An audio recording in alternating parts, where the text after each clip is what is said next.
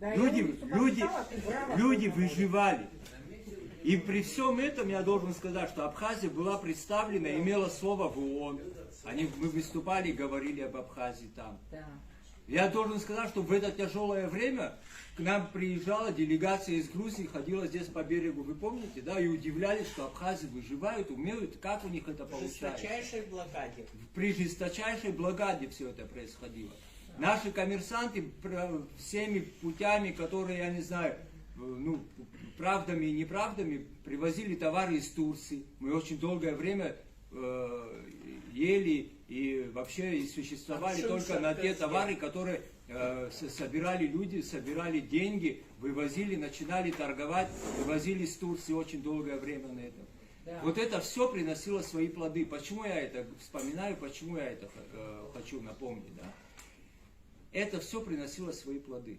Да, сюда заходили, здесь был Красный Крест, который кормил людей после войны, если вы помните. Там многие из вас работали в этих организациях. Да. Многие наши преподаватели в АГУ были переводчиками в таких организациях. Да. Я сейчас даже не перечислять не буду.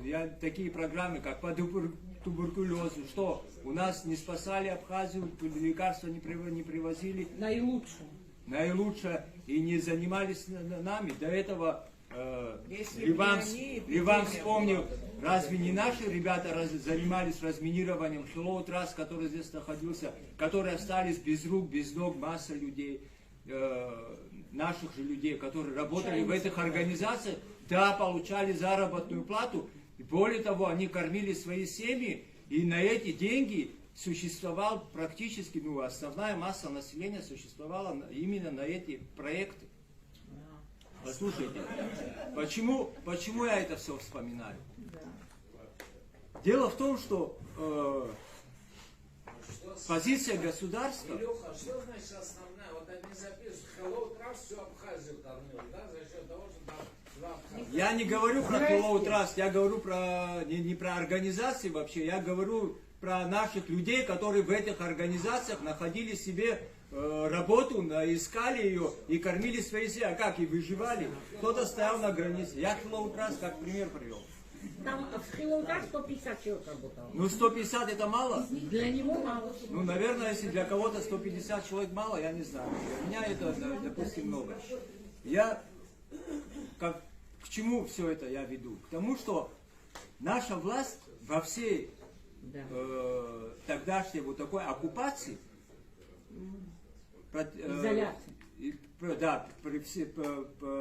при всей изоляции от всего мира, да, выбрала очень тонкую политику. Политику открытости. Мы сказали, мы открыты для всего мира. Было такое? Было.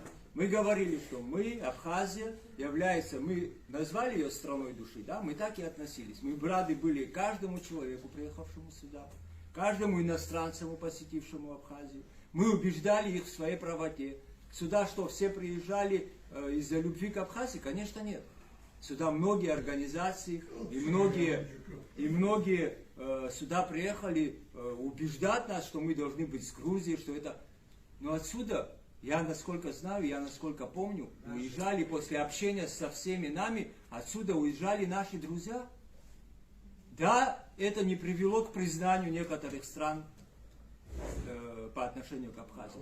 Но у нас были друзья, которые за нас могли говорить слово в Америке, в Евросоюзе. А что, не было таких? Да. Очень много наших друзей, которые вы называете нашими друзьями, иностранцев, которые приезжали, влюблялись в Абхазию, понимали чаяние